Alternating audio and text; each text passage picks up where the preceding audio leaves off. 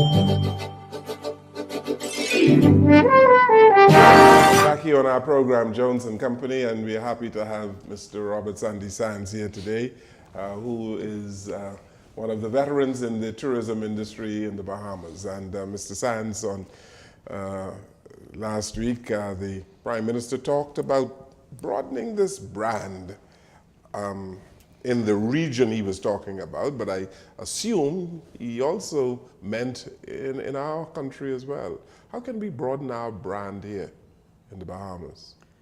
Well, quite frankly, my reading into what the Prime Minister was saying, I think that we have to do a much better job in things that are uniquely Bahamian in our tourism sector, firstly at home, that then can be transported elsewhere.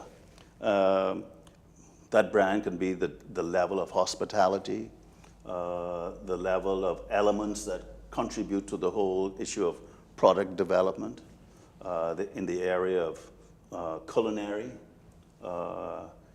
food substitute, import substitution in terms of food, infusion of culture, which I think we still have a lot of work to do, but I think we're making some inroads into that area. And certainly music, which has seen its rise and fall, certainly over the years. From that perspective, I think that is what the Prime Minister must be. But Mr. Sands, you've been in this industry now for decades. It is our #1 industry, right? Have you ever seen a plan for tourism?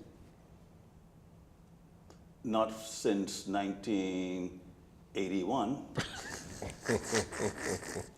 So how you see? I follow your thinking, right?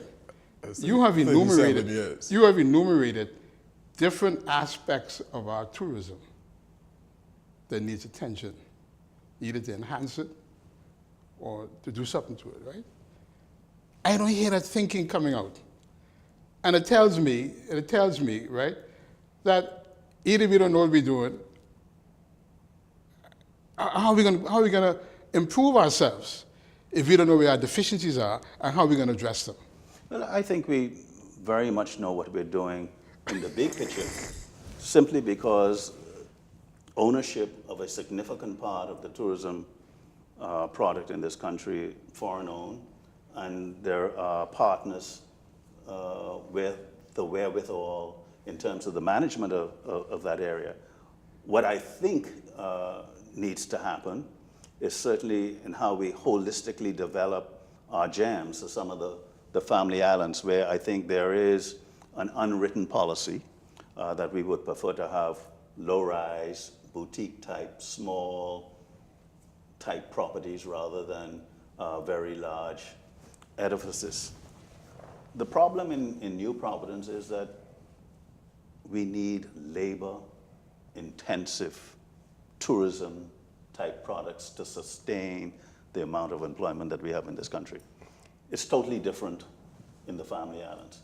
But in the family islands, you just can't put a boutique hotel. You need the other services to go with it. Accommodations for people that you may have to import, medical services, schools for children. That's a whole different issue. But you need a plan. You do need a plan, but you got to do it one island at a time. Yeah, but however you do it, one island at a time. You still need a plan because it is too important to our economy. That's the point I'm making. And I'm not saying Bahama know what it's doing, Paradise Island know what it's doing, but what is the Ministry of Tourism? What is the direction the Ministry of Tourism has, as you say, holistically for the country? And I think principally to work with the major stakeholders in the big picture, but then to begin to formulate some type of strategic plan, which I don't think is in existence. In existence for some of the smaller islands. Although there is a position as to how they would like to market those islands, the uniqueness of these different islands, and it has not been articulated or promoted or discussed, but I am absolutely certain those plans are there. The vast majority of Bahamians live in New Providence. Yeah. We have in excess of 240,000 Bahamians in New Providence. But that's not the ideal situation. I know. The point is, where are we going to be in terms of our tourism development in 10 years Yes. or 20 years? Yeah. Do we know? We're talking about branding now and broadening the brand. Where are we going to be? Where are we going? We know Bahama is there. Yeah.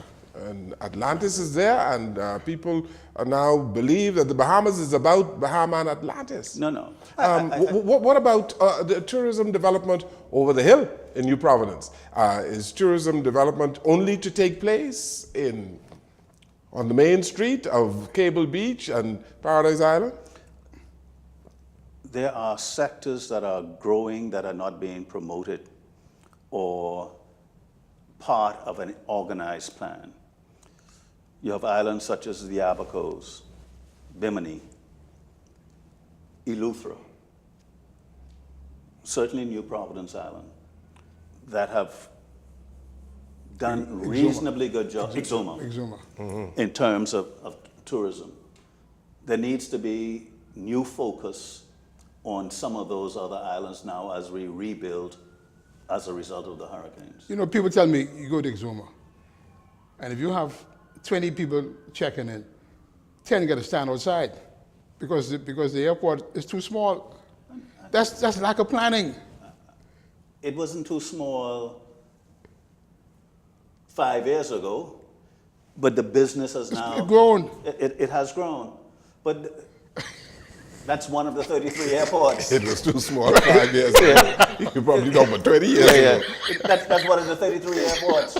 Okay, the marina business, for the first time in 2 years, we don't have enough slips for the types of leisure boating and pleasure boating that's coming to the family islands. These places are now overwhelmed by demand. But we have these different sectors working together with the Ministry of Tourism. That's why we now have a Marinas Association headed by a very competent Bahamian. We now have an Out Island Promotion Board headed by a competent Bahamian. Fly fishing. We have a lot of these things, and now there's beginning of the collaboration. But you're right. The direction now must be put in some type of document to go forward. But the discussions have taken place. Mr. Sands, have you seen the airport at Deadman's Key, Long Island? I heard your comment about them yesterday. Yes. I have not seen it, but yes, Mr. Jones, I hear you. But the Bahamas is not Jamaica or Barbados. We have 33 international airports. Yeah, we understand that. But and the difficulty is that the amount of investment that is required to go into an airport like Deadman's Key, you say maybe not substantial, but for the amount of tourists that come to that, the spend, I'm not trying to justify, there's no reason why it should be in a dilapidated state. But there is a financial reality as to what you should do. So the government should prioritize. exactly. We should prioritize. Yes. Look at which island may have the greatest demand for tourism. And you improve facilities. And improve those facilities. Yeah. Move for the next one. Right. I would have to believe. That is what they did with Abaco. Yeah, and that's what they did with Abaco. I would have to believe that those types of discussions are taking place, but it has not been promoted, articulated in any written form so that the general public can understand. Given the archipelagic nature of the Bahamas, and given the wonders that we have in the Bahamas in terms of the ecology, the environment in which we operate, our numbers should be far higher than it is. But our numbers are a direct relationship to the amount of hotel rooms we have in the destination. So The fact that we only have 17,500 total rooms In the entire Bahamas. In the entire Bahamas. And the Bahamas is one of the largest countries in the region. The largest. The largest in the Caribbean. Only have 17,000 licensed hotel rooms. Now, So Airbnb, we've not been Airbnb maximized. is paying but Mr. Jones, a significant amount of our tourists also come by cruise. A large amount are now coming by their own pleasure boats, staying in their boats. On the boats. A significant amount of our tourists are staying in Airbnb. And 17,000, that's how come we can still, this year I believe we'll hit close to 6.5 million, close to 7 million overall visitors to this destination. Yeah, but the vast majority of them are cruise passengers who walk up and down Bay Street, buy a T-shirt or two, and go home. We want to talk about the extent to which We want our stopover visitors to get to 2 million. And the amount of money that is spent in the country. And we're heading in that direction. The numbers are growing. I would say for the first time in 5 years, we may get close to the 1.5, 1.6 million in actual stopover visitors. Will be one of the highest that we've accomplished in almost 10 years. But Jamaica is doing pretty much that now, right? Jamaica is doing maybe more than that. Yes. But 30% of Jamaica's business is visitor friends and relatives. Don't forget, Jamaica has close to 2.5 million Jamaicans who live outside of Jamaica. 2.5 million. But when Guyana has yeah. close to 400, another 1.4 million who live outside of Guyana. But when we look at the indices from the international agencies on tourism growth, We down. we are not, it's not impressive for us in the Bahamas, given the fact that we have Bahama and Atlantis. Well, you would not see the benefit of a Bahama in any of those statistics until the end of this year. And then you will see for the first time growth in tourism as a direct result of that opening. So you need a stabilized year of occupancy.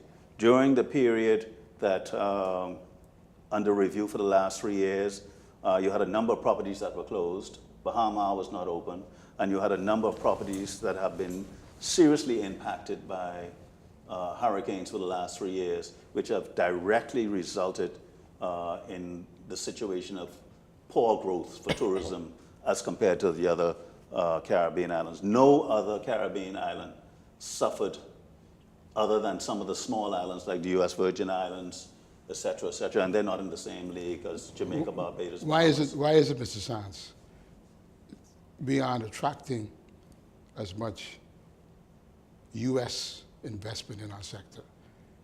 All of the investment in the last 10 years has been Chinese.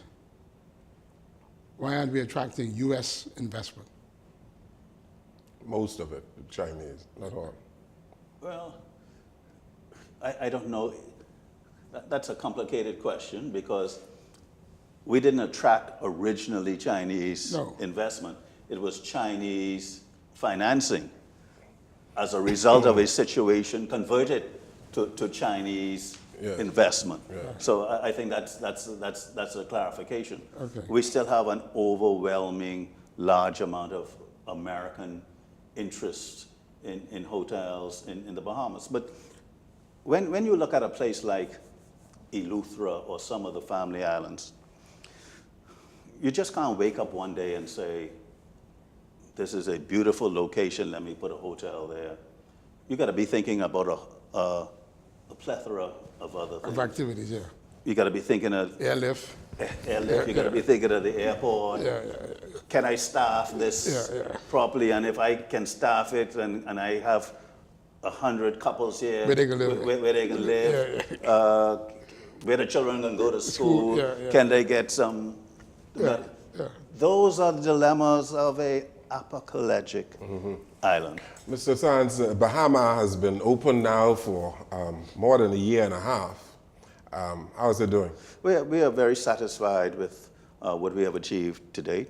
There's no question in our minds that the growth in air arrivals principally have been stimulated by the business that we have attracted to the destination. the fact that we have 3 iconic brands, certainly Rosewood, Hyatt, SLS, under operation at the Bahamas also helps raise the profile of the Bahamas tourism product. The fact that all of these hotels are now open in 2019 will be a year where we have all of our product online. I think it augurs well. It raises the profile of Bahamian tourism, and as the tide rises, everybody benefits. If you speak to taxi drivers, certainly the amount of passengers that they're carrying now have enhanced, straw vendors, shops, the fact that you put 5,000 people to work. The domino effect of a successful property works. Yeah. You know, there's been quite a bit of controversy over the last couple of weeks or months regarding Lighthouse Club. You talk about being an archipelago. Well, in an archipelago, you can't concentrate all the investment on one island, right? So if you're going to develop the archipelago, you have to utilize different areas of the archipelago. There's been a lot of opposition to this investment of Lighthouse. What is your view on that? You guys like controversy. No, he and I, we agree that the people should invest. $400 million worth of investment. If it is controlled environmentally, yes, we benefit. We absolutely benefit. It's also a sale between a private owner to another owner. I don't even know how we get into the debate. But that further rises the profile of the country. Bahamas. Yes. Now, what can happen is that you can benefit from that, everything from that point on to the next. Let's work on getting that developed properly, etc., so that you have some connectivity and some businesses that can certainly act as a catalyst. Yes, for those areas. Right. I am for it. I mean, the fact of the matter that Disney is a reputable country. They are eco-sensitive. They will create opportunities, and who knows what can accrue from there. I am in full support. I also understand what the One Eleuthera Foundation wants to achieve, but we can't turn an eye, and I know a lot of people say, to $400 million and what that would mean on an ongoing basis. Since you are fielding questions extremely well, and you're a diplomat, tell us about your views on the purchase of Grand Lucayan and whether or not that is in the national interest and made economic sense. Let me preface my comment by saying that the government should never be in the hotel business. But I think this is a very unique situation in Grand Bahama. Without the government's intervention, I see 3 domino effects of decline taking place in Grand Bahama, because you need bodies to withstand any type of economic activity in Grand Bahama. But there were 12 people lined up, they say, to purchase the hotel. I believe, however, that the government should work expeditiously to flip the property and to find a buyer and the right buyer in the shortest possible time. The government should not be in this business for an extended period. It will cost the government whether they purchased or whether they did not purchase. Social security costs and unemployment benefits and what other types of aid would have accrued. But I believe that the government, in keeping this property alive and working, is the right thing to do at this point in time. Why the government didn't just tell Hutchison Whampoa to honor their contract? Yes, the agreement. Hutchison Whampoa was contracted, or in the contract, was supposed to maintain that hotel as long as they own half of the airport and a part of the harbor. I am not privy to what was said or what wasn't said, but I think that this particular situation in Grand Bahama begs the question that the approach to Grand Bahama and the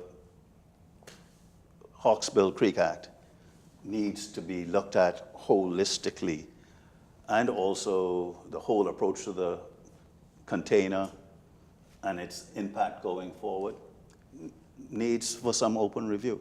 That hotel never made money, Mr. Sands, the Grand Lucayan, never made money. The cost of airlift Very expensive. is extremely high. Airlines have complained that it is extremely expensive to operate in Grand Bahama. Yes, because don't forget the taxes. Yeah. Someone has to pay for the cost of the airport and the operations and customs, U.S. customs, and all of those types of fees are included in the cost of that ticket. If you don't have volume, those costs continue to go up. But Mr. Jones, I can recall the debate over the Cable Beach Hotel and the government's acquisition of the Cable Beach Hotel. I think the former government made a singular mistake as they kept it too long, but it was the right decision to buy, operate, and then flip at the right time. The government was going to be ahead of the game the day they sell this particular property to a prospective buyer. And Freeport will be all the better off If for they it. don't sell it at a tremendous loss. But anyway, let's take... But I think whether it's at a loss and you get the right buyer, that would have been the government's contribution to, in my opinion, to ensuring that there is life put back into the tourism sector in Grand Bahama. Well, you know, marketing the Bahamas is, I believe you know a whole lot about it since you've been an executive of the Nassau Paradise Island Promotion Board. Let me ask you, how are we marketing our country? Are you satisfied that we have all of the right marketing initiatives in place? Are we pushing the right buttons in terms of marketing this country? There are two elements. There's destination marketing, which I believe technically the Ministry of Tourism should be doing in cooperation with its promotional board partners. And then there is the individual brand marketing done by a lot of the resort destinations, whether it be Atlantis, whether it be Sandals, whether it be Bahama, etc. I am satisfied that marketing has really changed significantly. There is no need for this glitzy, it's better in the Bahamas television ad that you're going to pay $2 million for a 30-second spot nationally. That money can be used much better in very tactical, focused marketing, especially with the advent of digital marketing and social media. Before, marketing also targeted a lot of the suppliers. Everything is now directly to the consumer.